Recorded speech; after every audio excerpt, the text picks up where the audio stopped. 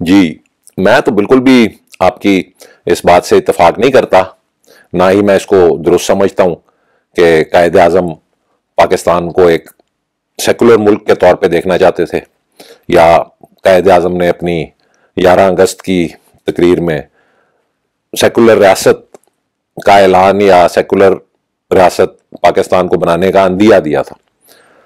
میرا خیال ہے زیادہ تر لوگوں کی طرح آپ نے کبھی قائد اعظم محمد علی جناح کی 11 اگست 1947 کی مکمل تقریر نہیں پڑھی، نہ ہی آپ کو اس تقریر کے مکمل پس منظر کا کچھ علم ہے۔ قائد اعظم 11 اگست 1947 کو پاکستان کی آئین ساز اسمبلی کے پہلے صدر منتخب ہوئے تھے۔ انتخاب کے بعد ان اپوزڈ منتخب ہوئے تھے۔ انتخاب کے بعد مختلف جو ممبران تھے اسمبلی کے، جن میں بیگم شاہ نواز ایک خاتون بھی شامل تھیں، کانگریس پارٹی کا ایک بنگال سے منتخب لیڈر بھی شامل تھا، اور دیگر حضرات بھی شامل تھے، ان سب نے قائد اعظم کو مبارکباد کی تقاریر کی۔ قائد اعظم کی 11 اگست کی تقریر ان مبارکباد کی تقاریر کا جواب ہے، اور وہ کوئی 3.5 صفحے لمبی تقریر ہے۔ کبھی پڑھ لیں، پہلے والی تقریریں بھی پڑھ لیں۔ بنیادی طور پہ قائد اعظم نے کرپشن، نیپوٹزم، بلیک مارکیٹنگ، جابری، ان چیزوں کے خلاف آپ کو تلقین کی ہوئی ہے، یا آپ کو مشورہ دیا ہوا ہے کہ ان چیزوں کو اوائڈ کریں، ان سے بچ کے رہیں۔ اور اس کے آگے جاتے ہوئے جو قائد اعظم کی تقریر سے خطاب سے پہلے ایک کانگریس پارٹی کے، میرا خیال ہے بنگال کا کانگریس پارٹی کا صدر تھے، ان کی جو تقریر تھی، غیر مسلم تھے، انہوں نے اپنی تقریر میں یہ مطالبہ کیا قائد اعظم سے کہ آپ ایک سیکولر ریاست کا اعلان کریں، ہمیں ایک اسلامی ملک میں اپنی عبادت کرتے ہوئے ڈر لگتا ہے، اپنے جو بھی عبادت گاہیں ہیں ادھر جاتے ہوئے ڈر لگتا ہے۔ تو یہ جو آپ 2 پیراگرافز آپ یہ لبرل لوگ جوڑ لیتے ہیں اور کہتے ہیں کہ جی یہ قائد اعظم نے سیکولر ریاست کی بات کی ہوئی ہے، کبھی ان کو پڑھ لیں۔ یہ دونوں پیراگراف جو ہے یہ آپس میں جڑے ہوئے ہیں ہی نہیں، ان کے بیچ میں اور بھی مواد ہے۔ قائد اعظم نے اس کو، جو کانگریس پارٹی کا ممبر تھا، اس کو جواب دیا ہوا ہے۔ اس نے کہا کہ سیکولر ریاست کا اعلان کریں۔ قائد اعظم نے جواب دیا کہ آپ جائیں، آپ آزاد ہیں اپنی مسجدوں میں جانے کے لیے، مندروں میں جانے کے لیے، جہاں پہ بھی آپ جانا چاہتے ہیں، آپ آزاد ہیں، ریاست کا اسے کوئی تعلق نہیں ہے۔ یہ سیکولر اسٹیٹ کی بات ہے ہی نہیں، یہ مذہبی ہم آہنگی اور رواداری کی بات ہے۔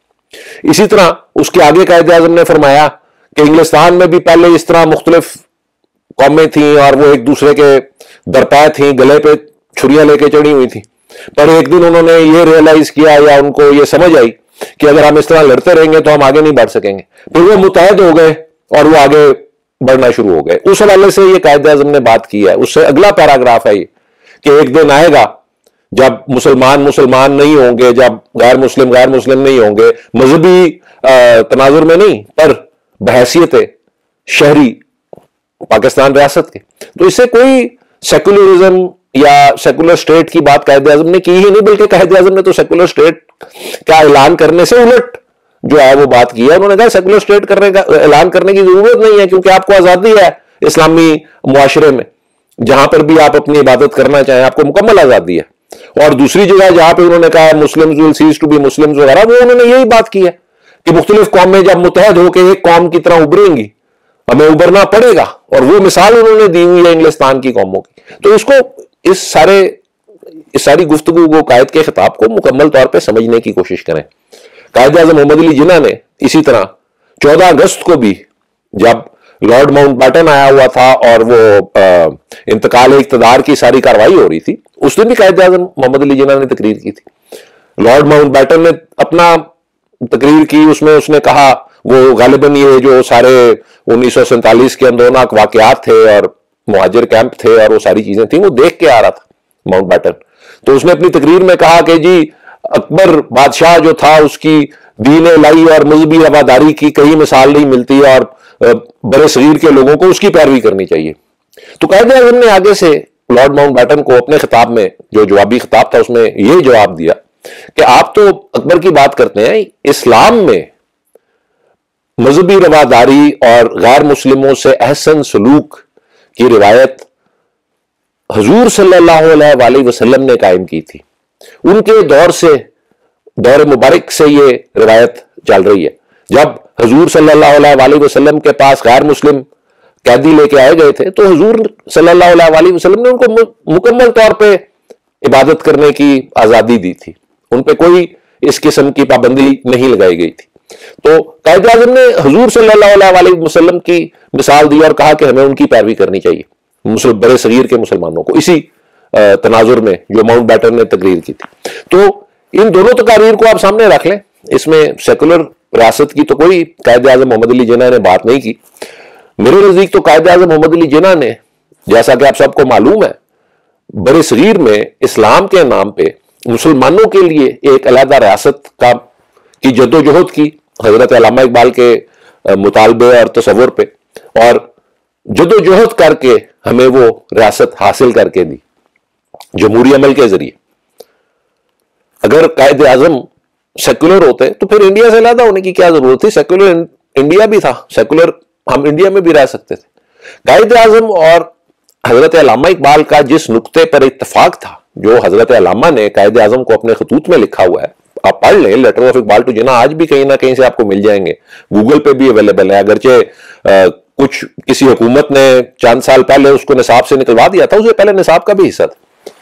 حضرت علامہ اقبال نے قائد اعظم کو یہ خط لکھا تھا کہ ہمیں چاہیے کہ ہم برے صغیر میں مسلم اکثریتی ریاست یا ریاستیں قائم کریں اور وہاں پر اجتہاد کے بعد شریعت کا نفاذ کریں. اسی میں مسلمانوں کے تمام مسائل کا حل ہے. قائد اعظم نے وہ خطوط شائع کیے ہیں. اگر قائد اعظم اجتہاد کے بعد شریعت کے نفاذ والی علامہ صاحب کی بات سے اتفاق نہ کرتے تو وہ خط کبھی شائع نہ کرتے. اور مجھے افسوس ہے کہ مولانا حضرات آج علامہ صاحب کی تقریر کی بات تو کرتے ہیں، او جی علامہ صاحب نے شریعت کا نفاذ کا خط لکھا قائد اعظم کو، وہ اجتہاد کو پی جاتے ہیں. اجتہاد ہی اس جملے کا جو امپورٹنٹ نقطہ ہے وہ ہے. اور یہی بات قائد اعظم محمد علی جناح نے اپنی تقاریر میں بڑی جگہوں پہ دہرائی ہوئی ہے. آپ کو بھی قائد اعظم کی 1944، 1947، 1948 کی تمام تقاریر پڑھ لیں، میرے پاس یہاں پہ موجود ہیں. ان میں قائد اعظم نے ہر تقریر میں یہی بات کی ہے کہ پاکستان کا آنے والا جو آئین ہوگا یا نظام ہوگا وہ شریعت کی بنیاد پہ ہوگا. جب امریکن ٹیلی ویژن چینلز نے قائد اعظم محمد علی جناح سے پوچھا کہ پاکستان میں مستقبل میں کس طرح کا نظام ہوگا تو قائد اعظم نے ان کو فرمایا کہ یہ میرا کام نہیں ہے فیصلہ کرنا کہ کس طرح کا نظام ہوگا، یہ لوگوں کے منتخب نمائندوں کا کام ہے کہ وہ کس طرح کا نظام رائج کرتے ہیں. پر مجھے یقین ہے کہ جو بھی نظام رائج ہوگا اس کی بنیاد شریعت ہوگی، پر تھیوکریسی یا ملائیت والی حکومت نہیں ہوگی. یہ قائد اعظم نے اس امریکن ٹی وی چینلز کو جواب دیا ہوا ہے، یا جو بھی چینل تھے امریکن میڈیا کو جواب دیا ہوا ہے، قائد اعظم کی تقاریر میں موجود ہے.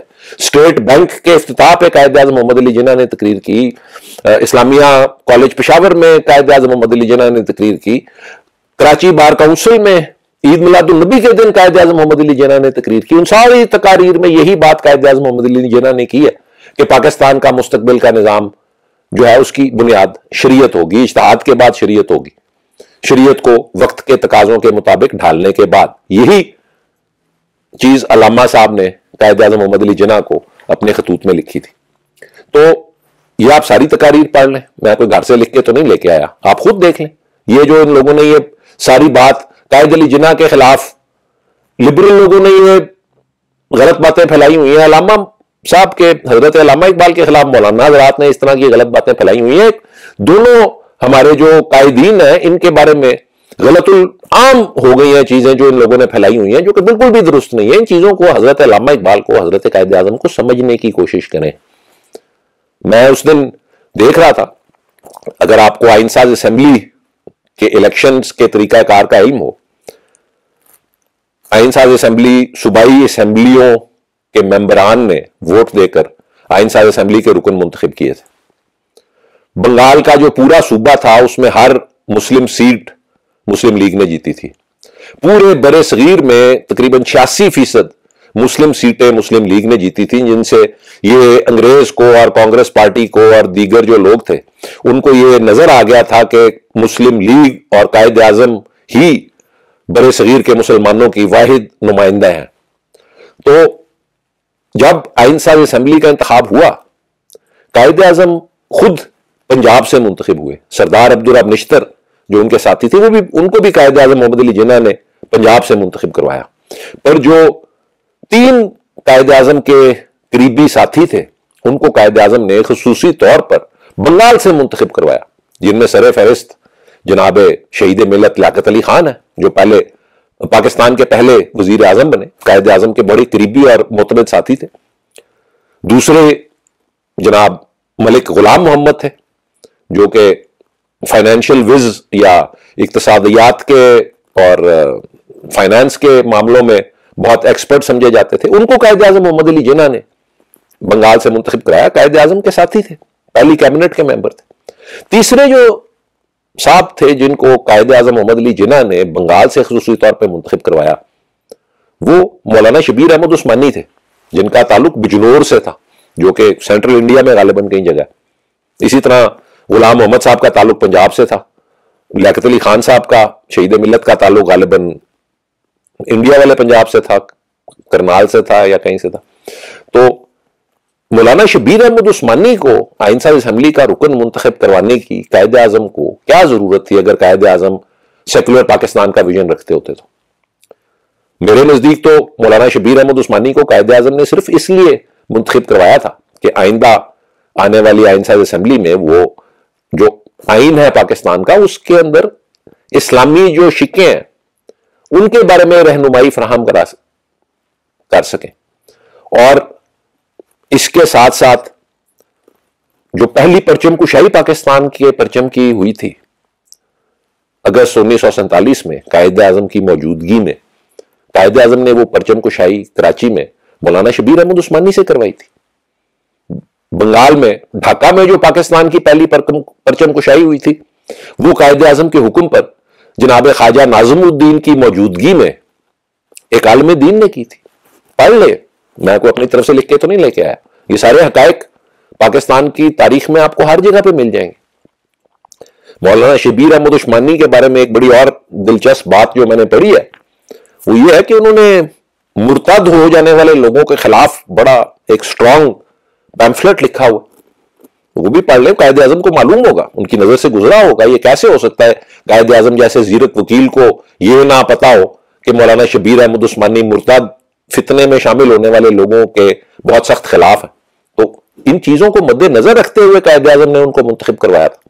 اگر قائد اعظم سیکولر ریاست چاہتے ہوتے تو ان کو کیا ضرورت تھی مولانا شبیر احمد عثمانی کو منتخب کروانے کی؟ ہمیں کوئی اس وقت اسمبلیاں منتخب ہو چکی تھیں، ہم 86% مسلمان سیٹوں کا ووٹ جو تھا وہ مسلم لیگ حاصل کر چکی تھی. ان کو ضرورت نہیں تھی کسی بھی عالم دین کو منتخب کروانے کی، جب تک وہ ان عالم دین سے شریعت کے مطابق کے معاملے میں آئین کے حوالے سے رہنمائی نہ لینا چاہتے. اس کے علاوہ کوئی اور آپ کو وجہ نظر آتی ہے تو ضرور مجھے بھی بتائیں. اور آخر میں ایک بات میں ضرور اس حوالے سے قائد اعظم محمد علی جناح کے حوالے سے کہنا چاہتا ہوں. مجھے افسوس ہے، میں دیکھ رہا تھا کچھ لوگوں نے سوشل میڈیا پہ ایک بے وقوفانہ بحث چلائی ہوئی تھی کہ قائد اعظم تنخواہ لیتے تھے بطور گورنر جنرل یا نہیں لیتے تھے، یا کتنی تنخواہ لیتے تھے. آپ یہ بات بھول جاتے ہیں، قائد اعظم محمد علی جناح نے جب مسلمانوں کی قیادت سنبھالی تھی 1937 میں، 1937 میں، پاکستان بننے سے 10 سال پہلے، تو جو قائد اعظم نے اپنا ایک وصیت نامہ لکھا تھا، جس میں قائد اعظم اپنے دور کے بہت بڑے وکیل تھے، بہت کامیاب وکیل تھے، بہت اثاثے اور جائیداد کے مالک تھے. قائد اعظم نے وصیت میں اپنی تمام جائیداد، اپنے تمام اثاثے اور ان کی تمام آمدنی 3 مسلمان تعلیمی اداروں کے نام وقف کی تھی: علی گڑھ مسلم یونیورسٹی، اسلامیہ کالج پشاور اور سندھ مدرسۃ الاسلام، جہاں پر قائد اعظم نے خود تعلیم حاصل کی تھی. تینوں تعلیمی ادارے ایسے تھے جو دینیات کے ساتھ ساتھ جدید علوم بھی پڑھاتے تھے.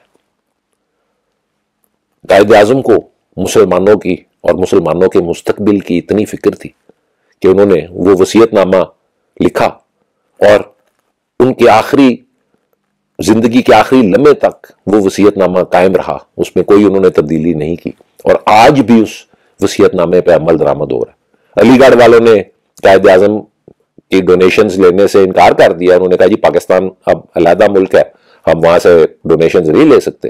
تو جو قائد اعظم کی وصیت نامے کے جو تھے ایگزیکٹو, اس کو انگلش میں کہتے ہیں, میرا خیال ہے اردو میں ولی یا والی کہتے ہیں, وہ جو تھے قائد اعظم کے ورثہ, انہوں نے سندھ ہائی کورٹ میں درخواست دی کہ جی قائد اعظم نے اپنی 1/3 اپنے اثاثوں کی جو آمدنی ہے وہ علی گڑھ کے نام کی ہوئی ہے, وقف کی ہوئی ہے, علی گڑھ والے لینے سے انکاری ہیں, تو ہم ان پیسوں کا کیا کریں. تو پھر سندھ ہائی کورٹ نے قائد اعظم اور علی گڑھ کے نام سے اسکالرشپ فنڈ قائم کیا, جس سے پاکستان کی نوجوان نسل کو اسکالرشپ کے ذریعے جو قابل یا اہل طالب علم ہیں ان کو اسکالرشپس دی جاتی ہیں. تو اگر قائد اعظم سیکولر پاکستان چاہتے, ان کو یہ ساری چیزیں کرنے کی کیا ضرورت تھی؟ اپنی تھوڑی سی عقل استعمال کریں. پتہ نہیں کس قسم کے لوگ یہاں پر اٹھ کے آ جاتے ہیں, انٹلیکچوئل بن جاتے ہیں, بڑی بڑی باتیں کرتے ہیں, پتہ ان کو کچھ ہوتا نہیں ہے. اس دن مجھے کوئی کہہ رہا تھا کہ جی قائد اعظم کی 11 اگست کی تقریر ہی غائب ہو گئی ہے. پوری تقریر, ساری اسمبلی کا ریکارڈ جو ہے 10 اگست پہ پہلی سیشن ہوئی تھی آئین ساز اسمبلی کی, پاکستان بننے سے پہلے, کیونکہ انہوں نے سارا فریم ورک بنانا تھا اسمبلی کی آگے چلنے کا.